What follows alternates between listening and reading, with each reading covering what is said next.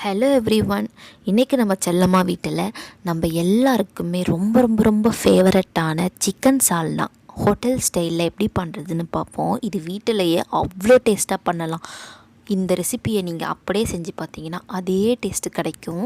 மறக்காமல் இதை ட்ரை பண்ணி பாருங்கள். நம்ம சேனலை புதுசாக யாராவது பார்க்குறீங்கன்னா கண்டிப்பாக மறக்காமல் ப்ளீஸ் சப்ஸ்கிரைப் பண்ணி கொடுங்க. உங்கள் ஃப்ரெண்ட்ஸுக்கு ஷேர் பண்ணுங்கள். பெல் ஐக்கான் கிளிக் பண்ணிக்கோங்க. அப்போ தான் நம்மளோட அடுத்தடுத்த வீடியோ உங்களுக்கு கிடைக்கும். இப்போது இந்த சால்னாஸ் எப்படி செய்கிறது, இதுக்கான பொருட்கள் என்னென்ன தேவைன்னு பார்ப்போம். 1.5 பிடி அளவுக்கு, அதாவது 1 கப் அளவுக்கு சின்ன வெங்காயம், ஒரு பெரிய தக்காளி பழம், இல்லைன்னா ஒரு 2 பழமாக எடுத்துக்கோங்க, புளிப்பு இல்லாத பழமாக எடுத்துக்கோங்க, பச்சை மிளகாய் 2. இது 1 மணி நேரத்துக்கு முன்னாடி முந்திரி பருப்பு, மல்லாட்டைன்னா வேர்க்கடலை, அப்புறம் 1 டீஸ்பூன் அளவுக்கு கசகசா, இதெல்லாம் ஊற வச்சுருந்தேன். முந்திரி பருப்பு அளவு பார்த்திங்கன்னா ஒரு 7, அதுக்கு சமமான அளவுக்கு வேர்க்கடலை எடுத்து ஊற வச்சுக்கோங்க. இப்போது ஒரு கடாயில் எண்ணெய் ஹீட் பண்ணிவிட்டு நம்ம என்ன பண்ண போகிறோன்னா எள்ளு பொரிச்சிக்க போகிறோம். வெள்ளை எள்ளாவும் இருக்கலாம், கருப்பு எள்ளாவும் இருக்கலாம். நான் வெள்ளை எள்ளு 1 டீஸ்பூன் அளவுக்கு பொரித்து வச்சுக்கிறேன். ரொம்ப கருகிடக்கூடாது, ரொம்பவும் டார்க் ப்ரௌனாக ஆகிடக்கூடாது, ஏன்னா உங்களுக்கு கசப்பு தன்மை கொடுத்துடும். அதனால் லைட் ப்ரௌன் கலரில் வந்ததும் மற்றதெல்லாம் சேர்த்து நம்ம வறுத்து எடுத்துக்க வேண்டியது தான். இப்போ இந்த மிக்சர் என்ன பண்ணணுன்னா, இப்போ நம்ம வானலில் வதக்க போகிறதெல்லாம் தனியாக அரைச்சி பேஸ்ட்டாக சைடில் எடுத்து வச்சுக்கணும். இப்போ பார்த்திங்கன்னா எள்ளு பொரியுது.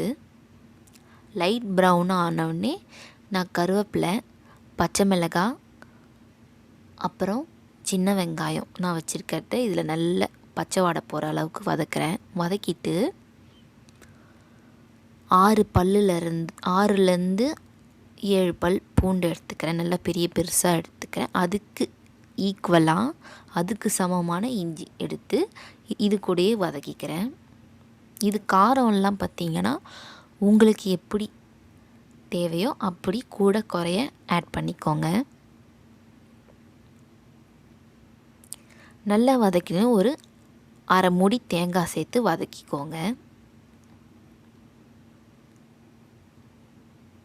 இந்த சின்ன வெங்காயமே ஒரு தனி டேஸ்ட் கொடுக்கும், ஒரு லைட்டான ஒரு ஸ்வீட் டேஸ்ட் கொடுக்கும். ரொம்ப உடம்புக்கு ரொம்ப சத்தும் கூட. இப்போ நான் ஊற வச்சுருந்த மல்லாட்டை பயிறு, முந்திரி பயிறு, அப்புறம் கசகசா எல்லாம் இதிலே சேர்த்துக்கிறேன். பெருசாக இது வதக்கணும்னு கிடையாது. இதை ஊற்றிட்டு தேங்காய் சேர்த்துட்டு நம்ம ஆற வச்சு நல்ல ஒரு டைட் பேஸ்ட்டாக செஞ்சுக்க வேண்டியதுதான்.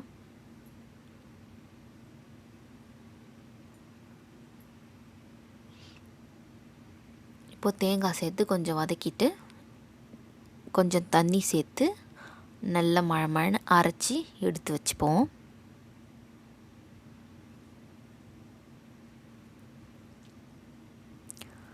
இப்போது நீங்கள் குக்கரில் கூட செய்யலாம். நான் இப்போ இன்ஸ்டன்ட் குக்கரில் தான் செய்ய போகிறேன்.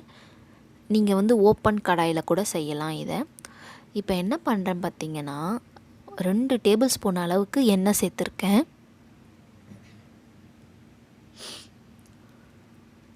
எண்ணெய் சேர்த்துட்டு நீங்கள் 1 டேபிள் ஸ்பூன் அளவுக்கு நெய் சேர்த்திங்கன்னா ரொம்ப டேஸ்ட் கொடுக்கும் இந்த சால்னா.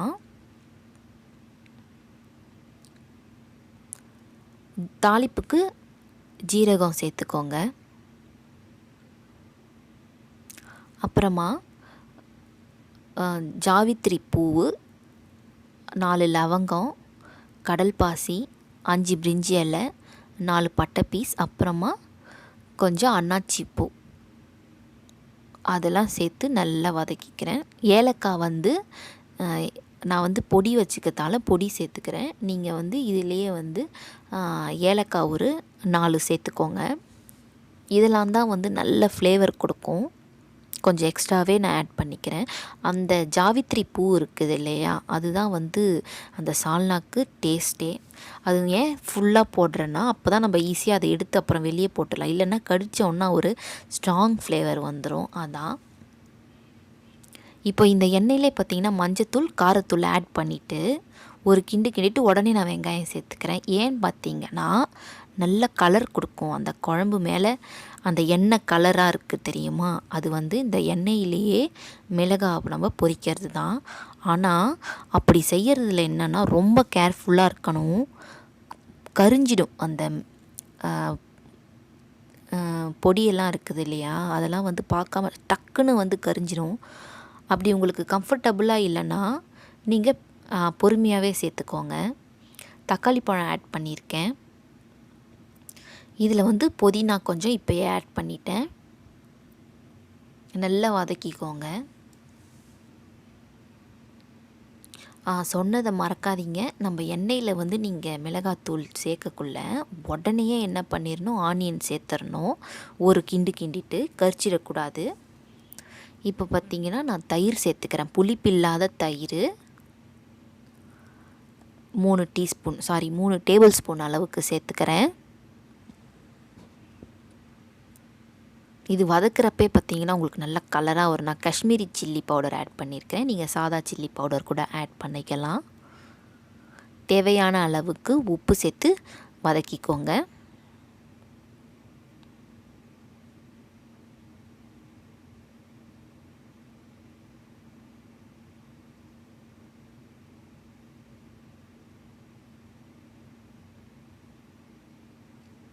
இப்போ என்ன பண்ணுங்கள், சிக்கன் ஆட் பண்ணிக்கோங்க. சிக்கன் ஆட் பண்ணிவிட்டு கொஞ்சம் ஒரு வதக்கி கொடுத்துக்கோங்க.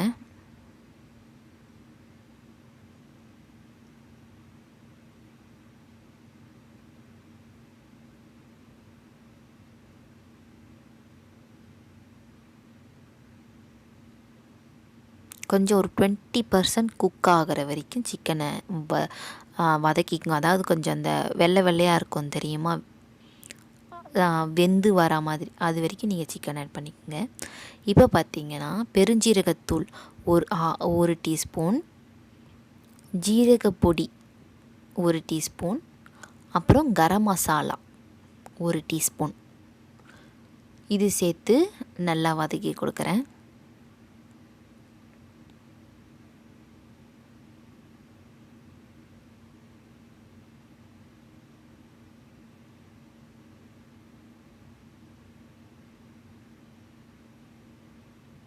இப்போ நம்ம அரைச்சி வச்சுருந்தோம் இல்லையா மசாலா பேஸ்ட், அதை வந்து இது கூட சேர்த்துப்போம். அதுக்கப்புறம் பார்த்திங்கன்னா அந்த மிக்சியில் இருக்கும் கொஞ்சம் அதெல்லாம் ஒட்டியிருக்கும் இல்லையா, அதையுமே அலசி நம்ம ஊற்றிடலாம். அப்புறமா இந்த கிரேவி பார்த்திங்கன்னா எவ்வளோ தின்னாக இருக்கும். நல்ல தண்ணி சேர்த்துக்கோங்க. ஒரு 3 கப் அளவு தண்ணி சேர்த்துக்கோங்க. அரை கிலோ சிக்கனுக்கு 3லேருந்து 4 கப் தண்ணி விட்டுக்கோங்க. தண்ணி விட்டு ஒரு 2 விசில் வச்சுக்கோங்க. 2லேருந்து 3 விசில் வச்சுக்கோங்க, குக்கரில் செய்கிற மாதிரி இருந்துச்சுன்னா.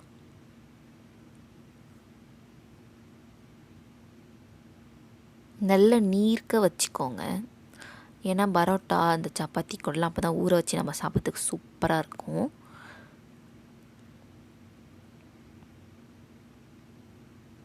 இன்னும் எக்ஸ்ட்ரா தண்ணி ஆட் பண்ணிக்கிறேன் நான். இதில் பார்த்திங்கன்னா இன்னுமே 1 கப் ஆட் பண்ணலாம் தான்.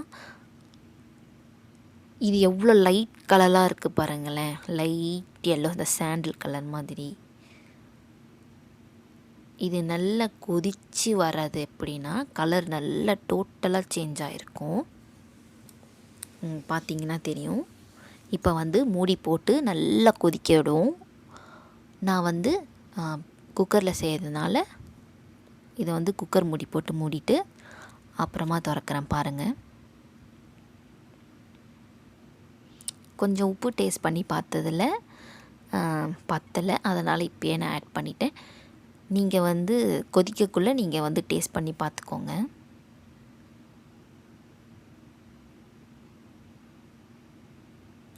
இப்போ நம்ம ஓப்பன் பண்ணி பார்த்துடலாம் நம்ம குக்கரை. ஸோ சூப்பராக பாருங்கள், எண்ணெய் நான் சொன்னேன் இல்லையா, எண்ணெய் அந்த ரெட் கலரில் மேலே வந்துடுச்சு, செம்மையாக இருக்கும். இதை நீங்கள் வந்து புதினா மல்லி கொஞ்சம் தூவி விட்டுட்டு ஒரு கொதிக்க வச்சுருங்க. வச்சுட்டு பரிமாற வேண்டியது தான். ஸோ இந்த மாதிரி ஒரு சால்னா நம்ம வீட்டிலையே சூப்பராக செய்யலாம். பஞ்சு போல் வெந்திருக்குது சிக்கன்லாம், அவ்வளோ அருமையாக இருக்கும். கண்டிப்பாக வந்து ட்ரை பண்ணி பார்த்துட்டு எப்படி இருக்குதுன்னு எனக்கு மறக்காமல் கமெண்ட் பாக்ஸில் கமெண்ட் பண்ணுங்கள். ஸோ இது வந்து கோதுமை மாவில் நம்ம பரோட்டா எப்படி செய்கிறதுன்னு அடுத்த வீடியோவில் பார்ப்போம். இந்த சேனல் உங்களுக்கு கண்டிப்பாக பிடிச்சிருக்கும். இந்த ரெசிபியும் உங்களுக்கு பிடிச்சிருக்கும்னு நம்புகிறேன். இந்த மாதிரியான ஒரு ஆத்தென்டிக் டிஷ், ஒரு டேஸ்டியான டிஷ்ஷில் உங்களை நான் கண்டிப்பாக அடுத்த வீடியோவில் சந்திக்கிறேன். அது வரைக்கும் பை பை ஃப்ரம் செல்லம்மா வீடு.